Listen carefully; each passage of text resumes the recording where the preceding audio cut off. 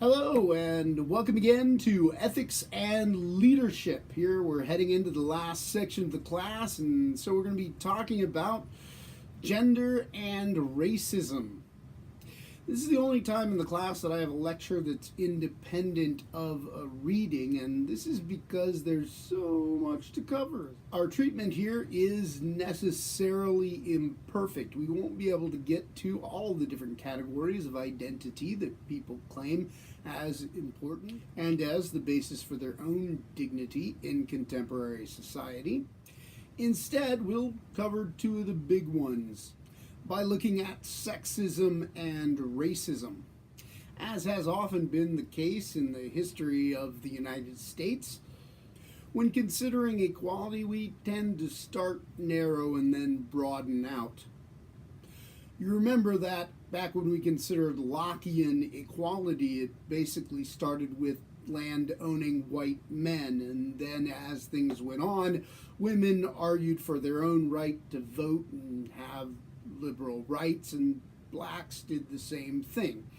Contemporary identity politics has moved much in the same direction. As from early feminism and the civil rights movement, this has spread out to other peoples and other identities, including people who are gay, lesbian, queer, transgender, and the list continues to expand. All of those identities are worthy of serious consideration, but we have limited time in this class, so we'll only be able to get to a few. And in this lecture, I'm going to focus on sexism and racism. Sexism and racism have been an ongoing concern for, about the past 400 years. But they continue to be controversial in our society today, and in some ways, contemporary politics turns on issues about sexism and racism more than it has in a long period of time. So, no time like the present to discuss these issues. Before we start, I have two basic qualifications that I want to make. I know that discussions about sexism and racism can be triggering to certain people. This is somewhat ironic, since the whole idea of triggering started internal to discussions about sexism and racism. And one of the controversial issues that we'll treat later is the issue of trigger warnings. The idea of being triggered has expanded out far beyond its original usage, as I'll point out when we get there. But in some sense, even in its expanded form, the idea of triggering is still useful. Because the language of triggering has come to designate something, issue, meme, post by one of your friends that immediately sparks an emotional, usually angry reaction from you. And this reaction springs you into a kind of fight or flight mode, where you decide either to distance yourself from the thing or respond with some immediately angry response, in part hoping that your response will in fact trigger the other person so that there will be an ongoing process of hate-filled terror.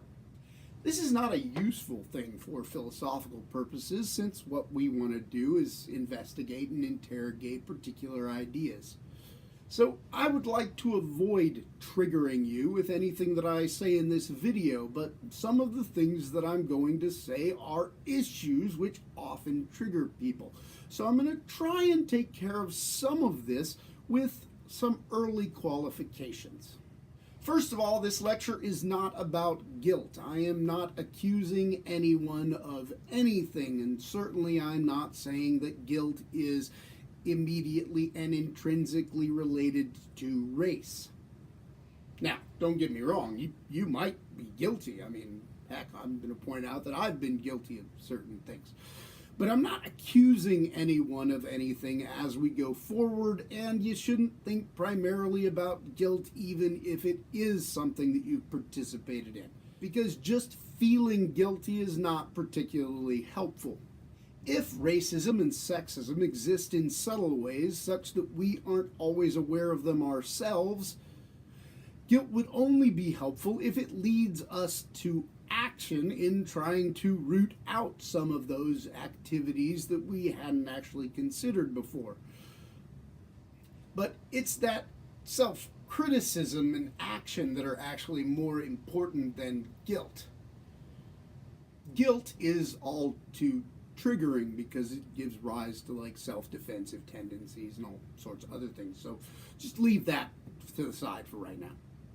The other qualification is that in talking about racism and sexism, I'm never suggesting that somebody had an easy life simply because they're not of a particular race or of a particular gender or sex.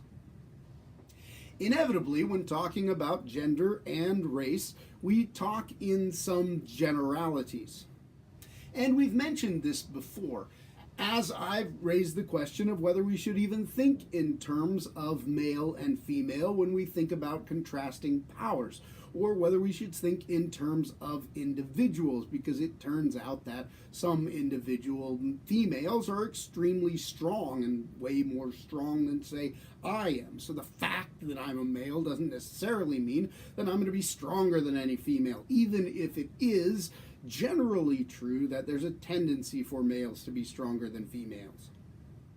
Every individual has their own experiences and has a complex identity that overlaps with multiple categories. I'm like a father and a male and a professor and a white guy and fairly middle class born and raised, although my family moved from kind of lower middle class to upper middle class at some point, and a Missourian, and a person who was born in Kansas, and, well, you can go on and on. So we're all complicated, but we ought to be able to think about our particular identities and what tendencies they give us towards advantage or disadvantage in different areas. That's a truth that goes all the way back to Rawls and really all the way back to Aristotle if we want to go there. So basically my point in making qualifications is, listen, try and gain something from the lecture and don't just get triggered by it. All right, let's get going. The first and overwhelming question, maybe the basic question, is do sexism and racism still exist in contemporary society?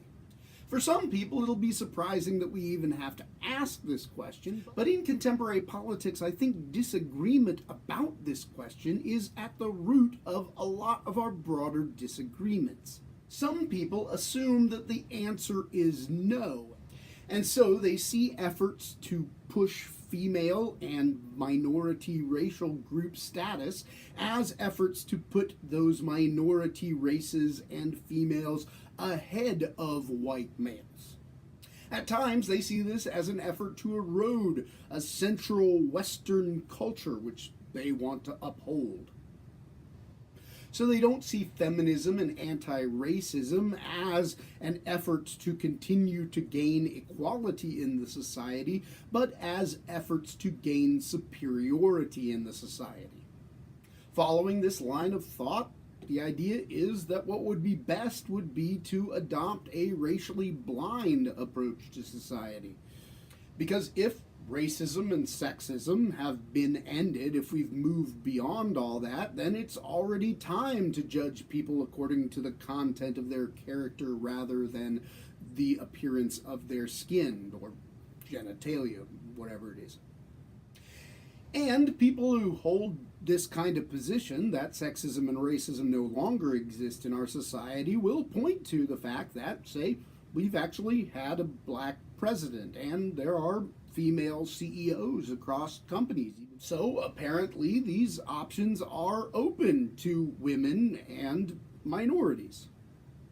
On the other side, we have a group of people who believe very much that sexism and racism continue to exist in important ways in our society, even if those ways are not always visible and clear. They would contend that while there are in fact exceptional cases in which particular minorities and particular women have risen to leadership positions in the society, exceptions don't make for a new rule. So they see feminism and anti-racism as pushing for equality in the society and against the structures that hold people back on the basis of their sex or their race. And they're the people that tend to continue expanding out the list of people which we ought to have special concerns about when we come to think about expanding civil rights in our society. Quite frankly, if you disagree on this basic question, do sexism and racism still exist, then from there on you aren't going to be able to make much progress because you will understand each other's actions in completely different ways from the ways that you understand your own actions. So I want to start by looking at some of the evidence to explore if sexism and racism still exist in our society, to try and come up with a factually based answer to that rather than a kind of knee-jerk reaction. So let's look at that. The kind of evidence that I'm going to be talking about first is what I'll call indirect evidence. It's evidence that points out that there are different outcomes for people in our society depending upon their race and their gender. It's indirect because it doesn't prove that sexism or racism is the cause of these particular discrepancies in outcome. And certainly it doesn't tell us what kind of sexism or racism might be at play. But yet it constitutes evidence. Prima facie, that just means first look, first guess. If there are consistent differences between racial groups and gender groups, this tends to suggest that those groups are being treated differently on the basis of their race and gender. That doesn't foreclose on arguments for other possibilities, but seems to me to make a fairly strong first look case. So let's look. Here is a chart giving differences in educational attainment on the basis of race. So, what are the chances by the age of 25 that you've received a bachelor's degree? And it turns out there are clear differences depending on what racial group you come from. So, Asians are clearly on the top of the list, followed by whites, and then black, and then at the bottom, Hispanics. Now, partially, this is a product of particular cultures and the valuation that they give to college degrees. But that fact shouldn't stop us from questioning whether race is in fact involved in the formation of those particular cultures. If we go back to Frederick Douglass, Douglass had claimed that blacks had been brutalized by the slave owners, meaning that they were treated in such a way that they were forced in the position of uneducated brutes. So what effect does that kind of thing have on a culture over time? And how does that mean we should think about it as we think about continuing influences of racism in our society? With regard to attainment of bachelor degrees, the relationship between men and women has actually significantly improved over time, just as the number of people getting bachelor's degrees has increased over time. In part, this is actually a troubling trend, as more recently, males in American society have decided to opt out of higher education at a higher rate than women have. This might lead to some questions about the state of male culture inside the United States. But I digress. Interestingly, while the number of women gaining BA degrees has in fact caught up with the number of men, the amount that women are paid has not. So this chart shows the percentage of a man's salary that a woman makes. So men always constitute the 100% line at the top. They're the thing that we're comparing to. In the 1980s, women tended to make about 65 cents on the dollar compared to men. More recently, that's risen, and different studies disagree on exactly how much. Usually, it's pegged today at some place between 77 cents on the dollar or 82 cents on the dollar. Younger women are actually in a better situation than older women here, as they tend to make more close to what men make, although still not the same. You might note that in 2010, the two lines came extremely close to each other, and you might wonder, like, well, what happened with women that they started making more in 2010? My suspicion is that it actually doesn't have to do with women doing better, but 2010 was an economic downturn. So likely men weren't doing as well during that period, but after the economic downturn, it's men who have returned to being the higher wage earners in our society. Which raises further questions about how our work and pay is structured, given that these seem to be systems that are still very much in place. Now, again, there are also possible cultural or basic gender differences that people point out could lead to this kind of discrepancy in pay overall. But again, it could be questioned whether our system as a whole should take account of those in trying to equal out pay, rather than treating them as disincentives for women to participate in the labor force. We'll come back to a discussion of that later in the lecture. Things get even more bleak on the basis of race if we look at the differences in net worth across racial differences. So if people make different amounts of money depending on race, it would make sense that what they have would be different on the basis of race. Net worth refers to the total of stuff that you have. So you could imagine like what your house is worth that you've paid down on already or whatever. Being students, you don't have anything, so don't worry about it. You're not there yet. But the discrepancy of people in net worth on the basis of their race far outstrips the differences in their income. This probably reflects the fact that these collections of income are ongoing even over generations, so that there is a tendency of a white person who exists in that category that makes more money to have inherited some of that money from their parents in various ways, not directly necessarily, although that might be one of the ways. And then that those differences in income build up over generations so as to create even greater inequality in what people actually have. This raises some questions about how racism and racist structures might work over generations, even if it were possible to get rid of the explicit racism that exists in the system at any given time. Now, I've mentioned that identities of individual people are complex, and so I'm like a white, male, Protestant, middle-class person. But one thing that we might expect to find if there was racism and sexism in a society is to find that as we add together more of those categories of female and minority status, that we would find that people would do worse as you stack them onto each other. So, is that the case then? This would be another piece of indirect evidence of sexism and racism. Well, as a matter of fact, that's exactly the kind of thing that we find.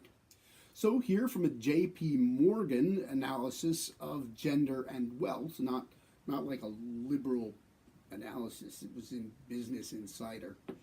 White women own only 32 cents for every dollar owned by their male counterparts. Here we're going to an analysis of net worth as opposed to income. You'll recall that women tended to make someplace between 77 and 80 some cents on the dollar compared to men, but again we find a much wider discrepancy in net worth.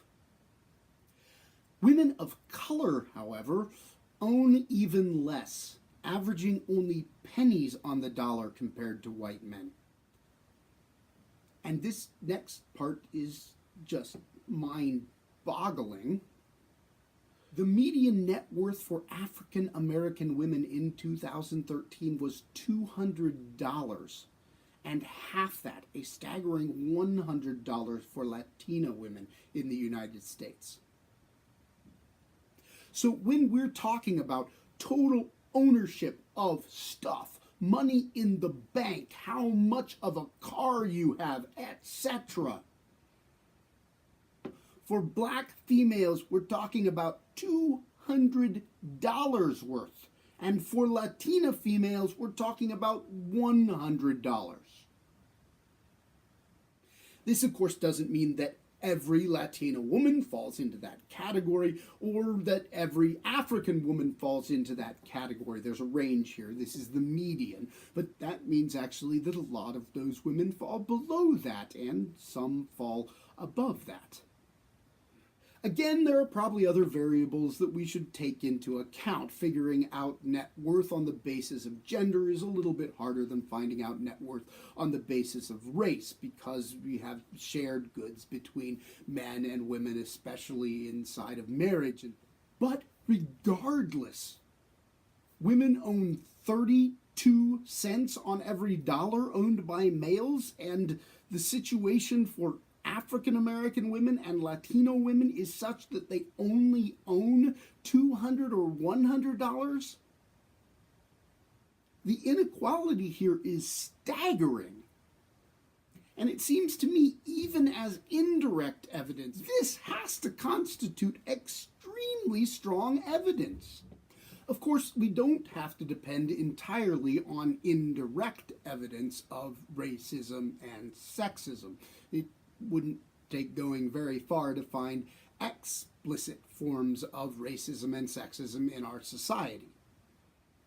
This is what I'm going to call old-fashioned racism and sexism, because it's just overt, over the top, clear, people who will make statements that are explicitly racist, sexist, etc.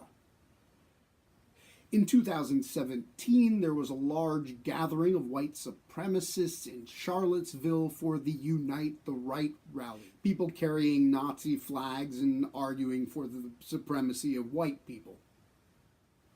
And the Me Too movement, hashtag Me Too, has publicized a lot of ongoing explicit sexism. I mean, and here we're not talking about small things. Harvey Weinstein participated in a serial process of raping young women and was basically allowed to by the structures that were around him. As a powerful white man, he often literally found himself with coercive power over female bodies. Now, these are certainly extreme cases, and they don't indicate that, like, everybody's participating in this, but we do have to wonder about all those people who go home from the Unite the Right rally and take up their positions back in their jobs. Can we assume that they won't actually act in a racist way, even if they don't announce that they're doing so? And what about all those people around Weinstein who basically had to know some of this was going on and yet decided not to say anything about it? What does this indicate about the depth of sexism throughout the broader institutions of our culture? Well, what if we actually asked women and minorities about their experiences of explicit sexism and racism? Well, it turns out the Me Too movement was actually extremely valuable in making public a lot of claims about explicit sexism that women had experienced. And some studies today show that as many as 81% of women have experienced some form of sexual harassment. Even if one wants to make the case that sexual harassment is a bit of a subjective category, if we're talking about 81% of women, we're talking about a significant problem. And if we look to race, we find some similar tendencies. So let's take a fairly objective question internal to race. If you ask black people whether they have experienced anyone using a racial slur, 51% of black people respond that they have experienced this. 42% report that they have experienced racial violence of some kind or another. Now, troubling as these numbers are, it doesn't mean that we haven't actually made a significant amount of progress in American society. Maybe that's a sad thing because it suggests that in the past we were much worse than this. But there is no doubt that American society has been moving in a positive direction over time. In part, that's an outcome of the efforts of people who have fought for civil rights, feminists and advocates of minority civil rights. But it seems to me that these kinds of numbers, this analysis, ought to suggest that we still have a ways to go in even addressing explicit or old-fashioned racism, that kind of overt racism that a person actually holds demeaning pictures of people of other races, and that they allow these explicit thoughts to influence how they act in everyday life. But let's push beyond explicit racism to talk about some of the other ways in which racist conclusions could come about in our society. So interestingly, when the press is caught up with people who came to the Unite the Right rally, right, those people who were carrying around Nazi flags and chanting things that were bad about Jews and other minorities, often those people have reported that they don't think of themselves as racists, which is fascinating because they were carrying around Nazi flags and chanting things about Jews.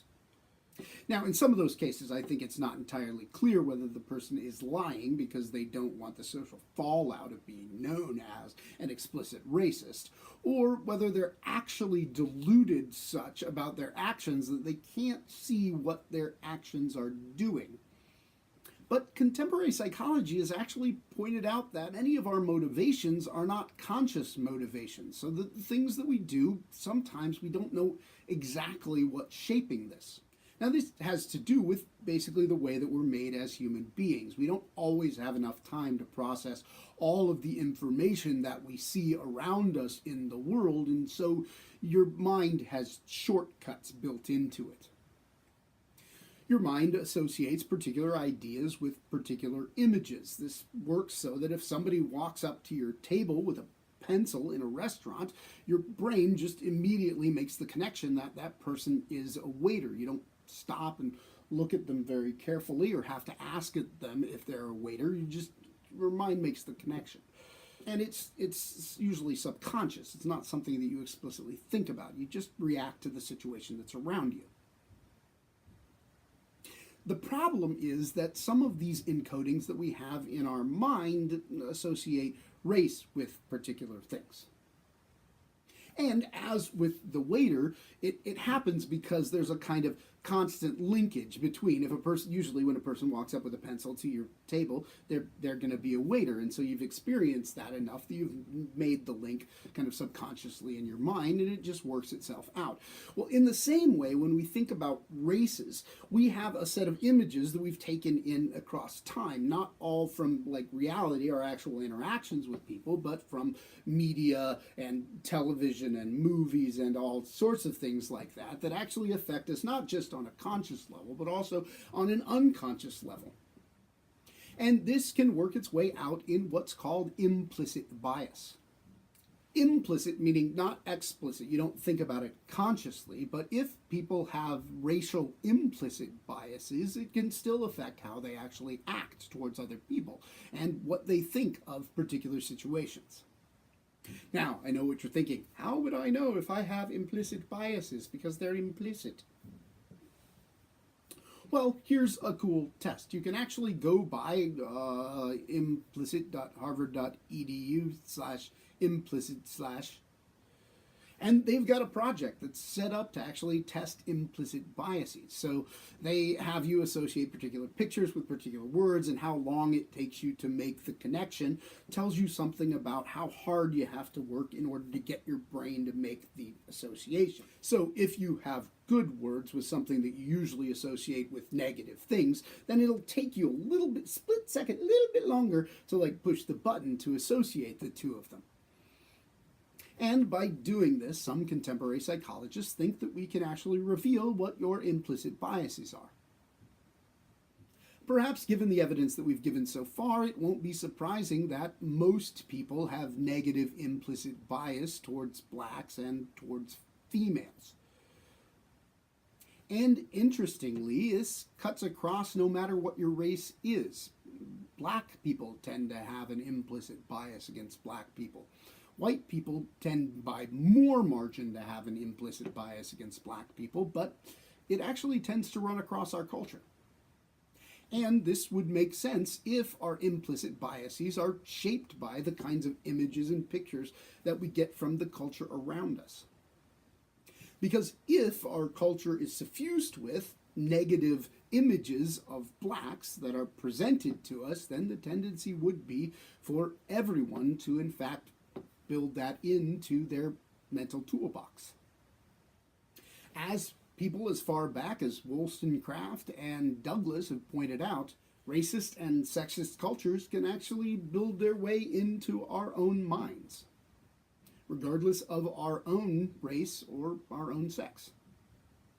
Now, what effect does implicit bias have? Because these are unconscious thoughts that you have, and looking at the test, you might just think, okay, it takes me a little bit longer to press the button. That doesn't seem that bad. But in reality, implicit bias can have a significant effect on how we react to the world around us. So here's an entertaining, if not entirely scientific, study of how implicit bias actually works out. There's a television show, or there used to be, called What Would You Do, that actually played out scenarios and saw how people that weren't associated with the show reacted to them. So basically kind of a little social science lab. Well, in one case, they set different people out working on a bike that was chained to a sign, and they gave them like bolt cutters to cut through the chain. The variable here was the gender and the race of the person that they sent out to work on the bike. So in one case, they sent out a white male to try and cut the bike loose. In another, they sent out a black male. And in the third, they sent out an attractive white female. Now, do you think people reacted differently depending upon race and gender? If you suspect so, it seems to indicate that you actually believe that racism and sexism do continue to exist in our society, but you ought to go there to find out exactly what happened. So literally go click on the thing or link down below.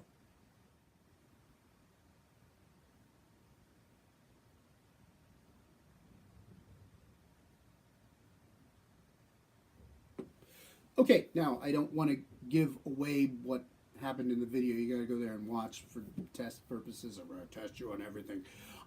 But I think it's fair to say that the reactions of the people in the video were not evidence necessarily of explicit reactions, things that they'd thought themselves in their heads. They had not processed consciously that they were reacting to particular facets of the people involved. But if you look at the overall patterns, it turns out that people are in fact reacting to exactly those particularities, even if they don't do it explicitly. Now, implicit bias becomes an issue, especially when we get into questions of racial profiling.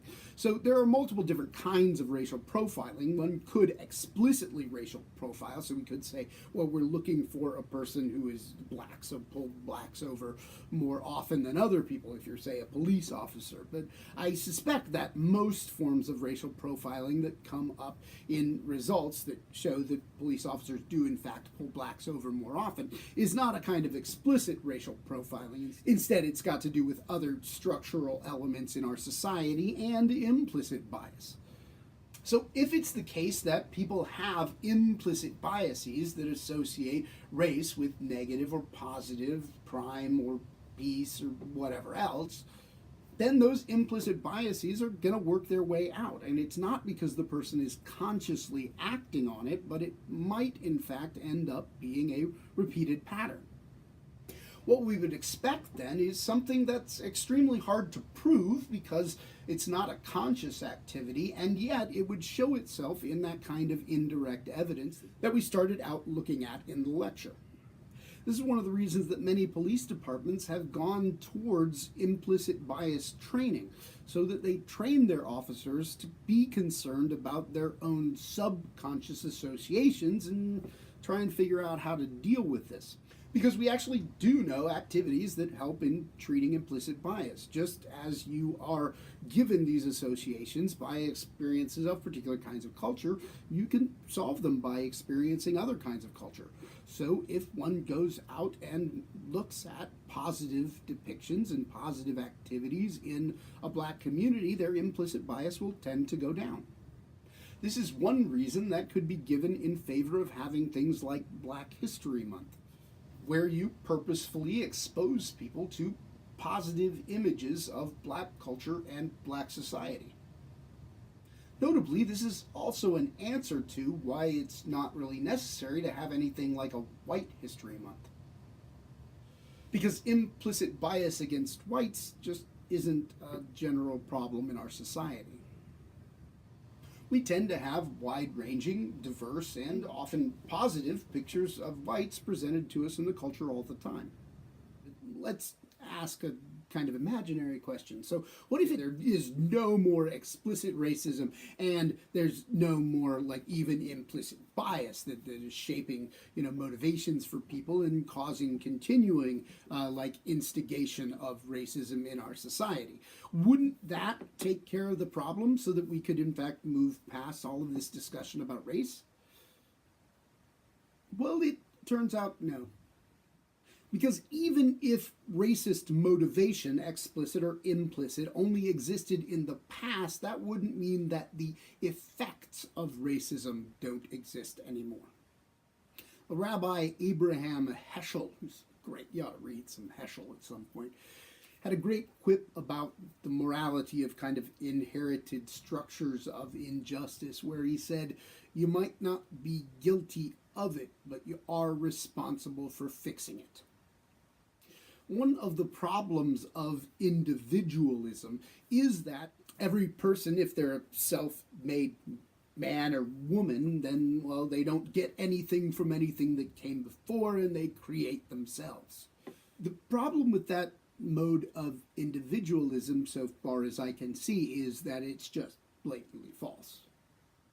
And here, I just think I follow Aristotle. I find Aristotle's argument entirely convincing. There is no self apart from a society, just like literally. I mean, it might be helpful for moral reasons to imagine people as separate individuals and to think about their rights that way. I'm with the liberal tradition in thinking that that's been an important development in moral thinking over time. But people do, in fact, inherit things from the past. And even so radical and individualist as Nozick accepted that this was the case.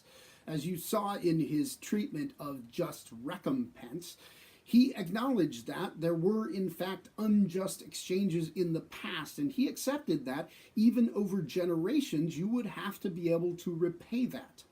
So I think here that Heschel's quip is incredibly helpful. Even if you're not guilty of it, you might be responsible for fixing it.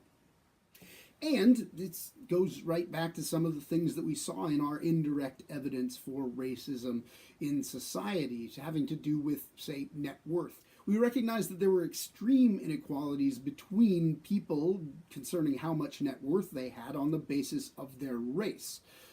And sociological studies have suggested that this actually makes a lot of sense. Now, I've put up here one of the extreme claims in social science that family wealth lasts for 10 to 15 generations. But most social scientists would at least accept that family wealth leads to wealth on down several generations in your family. Now, this could be because of direct inheritance. If you look at somebody like the Waltons or the Gettys or the Rothschilds or, whoever, extremely wealthy family, the children just get a huge amount of money to start with. But this can also happen in indirect ways because the parents are able to provide their children with better educations, because the parents have social connections which they also hand along to their children, and on and on. So what if it were the case that you kept an entire population from owning private property over a long period of time? What would happen if at some point you removed that restriction and said, no, you have a negative right to own private property now?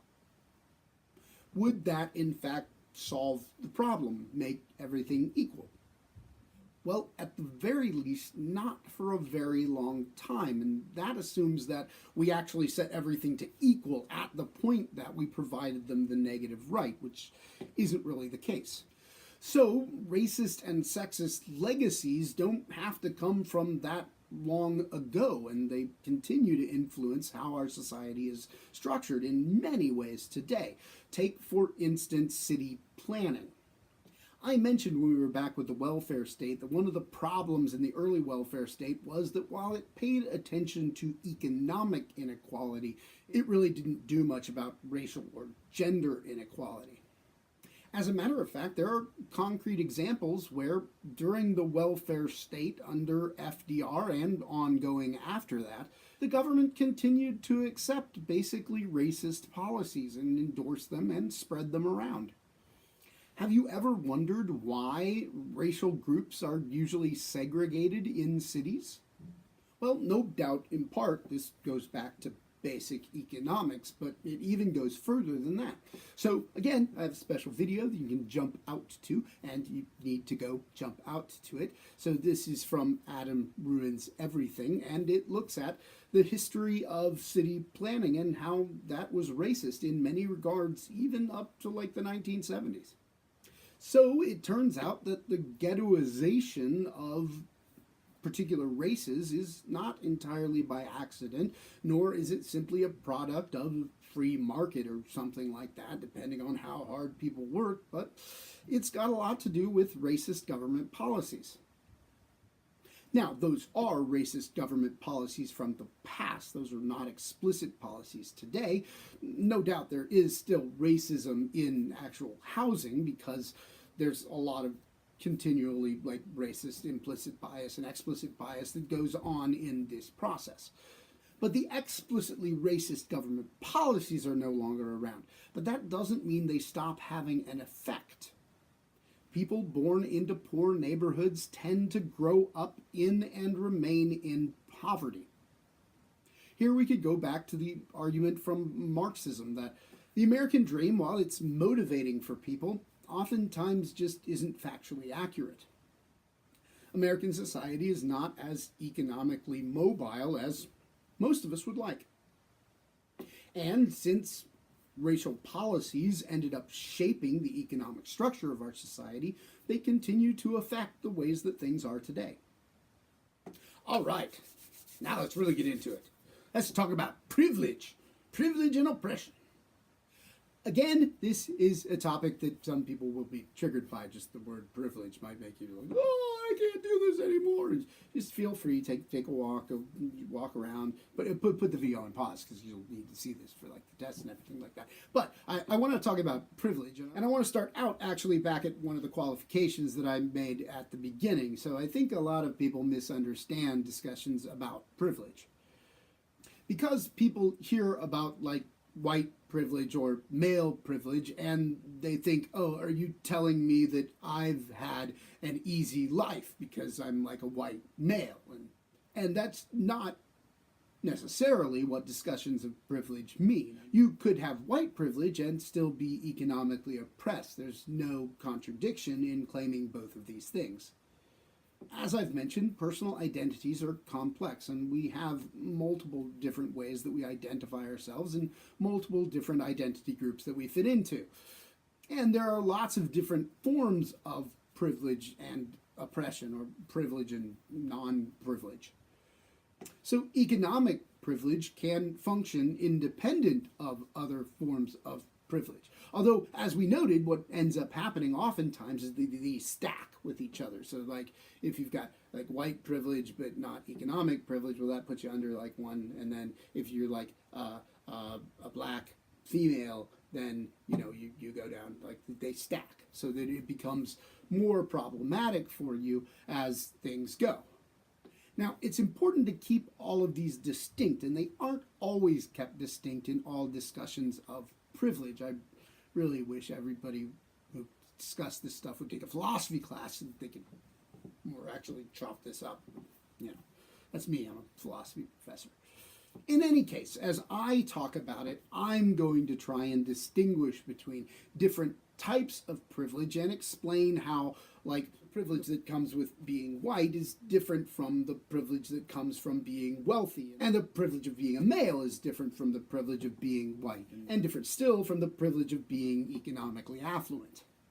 So let's look more specifically at the kind of cultural privilege that comes with being white. So Peggy McIntosh wrote a good article on this and actually started off a lot of the discussion of privilege when she wrote White Privilege, Unpacking the Invisible Knapsack. And what she did was to give a set of statements that revealed ways in which white people were privileged by the kinds of culture that they're exposed to in ways that other people are not. Now, these types of privilege are often entirely invisible to the people that experience them. I'll say something more about that later. But in part, this is just because you've never thought about it before. It's just part of the world that's around you. So ask yourself, can you affirm these particular claims? And if you can, then you've experienced privilege of being a white person. I can turn on the television or open the front page of the paper and see people of my race widely presented. When I'm told about our national heritage or about civilization, I'm shown that people of my color made it what it is. Oh, here's a good breaking in here. But here's a good question. So when did America start? It's an interesting question. So I went by the Smithsonian, the Museum of like American History, and they had a discussion there on the wall about how it was when Christopher Columbus arrived that really America started, and made me wonder a little bit, what was it about that particular event that made America start? Of course, the thing that Christopher Columbus brought that no one else had brought before was he was a white European. Now, they didn't say this on the plaque, but the implication is that America is white European. And so those Native Americans who were around before that weren't really Native Americans until Christopher Columbus showed up, and then it became America. Now, I'm doubtful that most of the people going by the little sign that was up there actually had any questions about it, because it's just a part of their culture. Yeah, it seems like America is like mostly white European, and then there's other people that get added in at some point. Well, it turns out that that's actually a little bit more complicated, or at least more problematic. If a traffic cop pulls me over, or if the IRS audits my tax return, I can be sure I haven't been singled out because of my race. I can, if I wish, arrange to be in the company of people of my own race most of the time. Now, no doubt, even for white people, not everybody's going to sign off on all the things in this list. But it gives you a picture of what it might be to have cultural white privilege. That you fit into the culture in a particular way. And that American culture, by and large, is identified with you in a particular way, in the way that it's not for other people. Take, for example, going back to Frederick Douglass. One of his first questions that he had to deal with was he going to affirm the Constitution and the Declaration of Independence? Eventually, he decided that he could affirm them and that he could use them as anti-racist sources, but realized that for white people, they just never had that conflict, because those were not documents that actually treated them as second-class citizens at any point. Now, notably, McIntosh, in her own article, confuses economic privilege with white privilege, and that's because the two of them oftentimes go along with each other. As we saw, whites tend to have a greater net worth and increased earnings compared to members of other races. But those are not necessarily or intrinsically related to each other. And it's the case that an extremely impoverished white person might still be culturally privileged in these ways without having any of the economic privilege that comes along with being an upper earner in American society. If you want more evidence of cultural privilege for white people, all you have to do is go to Google. Google's a wonderful tool for doing social research if what you're interested in is kind of what are popular images that are accepted by the general culture, because Google runs on algorithms that collect what everybody's looking for and then tries to produce what people want when they put in a particular search term. So I just went and did this little bit of research, which is go and type in handsome man and what comes up. Well, there is one Japanese dude. I don't know if you can see the Japanese dude that's there. And there's one guy, I'm pretty sure that this is photoshopped in the turban there. But really, the majority of people there are like white guys. There's not a single like black person that shows up in the beginning of the list. Now, if you went down, you would probably find some more, but still overwhelmingly white when we think about handsome. Ladies, same thing.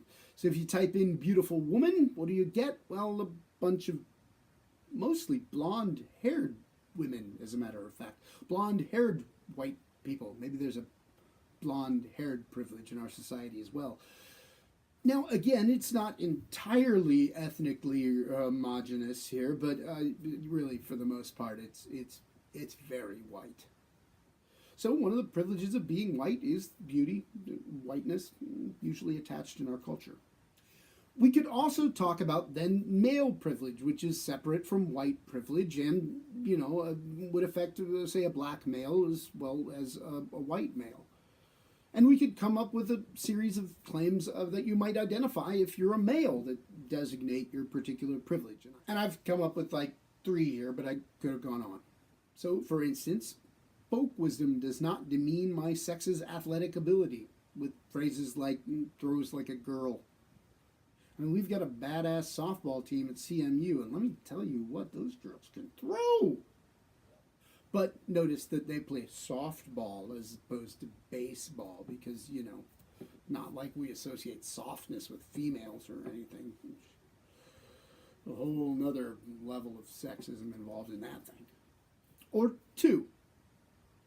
I have never thought about the danger of being sexually assaulted when going to my car in a parking structure at night. Now, you might have thought about the danger of like being assaulted, maybe somebody taking your wallet or something like that, but most men have not worried about being sexually assaulted under those conditions.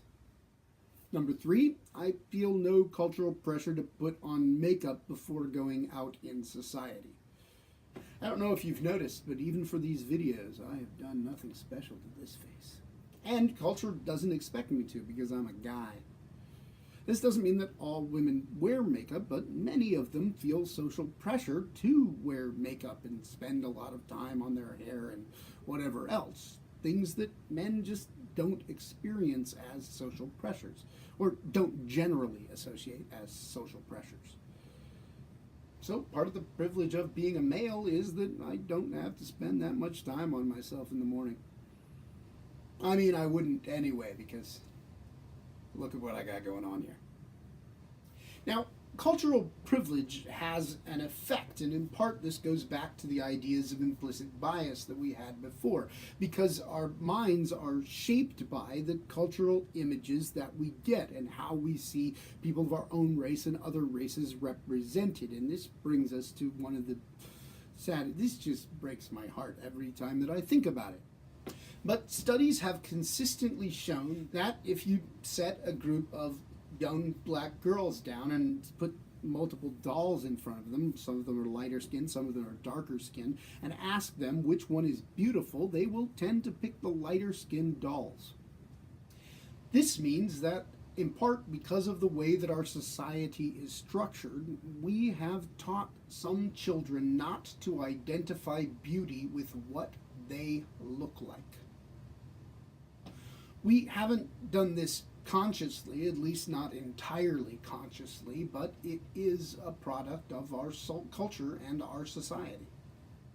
And over time, it's not hard to see how these kinds of enculturation would in fact affect people as they go on throughout their lives, thinking about themselves and their own value, and even figuring out how they're supposed to orient themselves towards work and relationships with other people.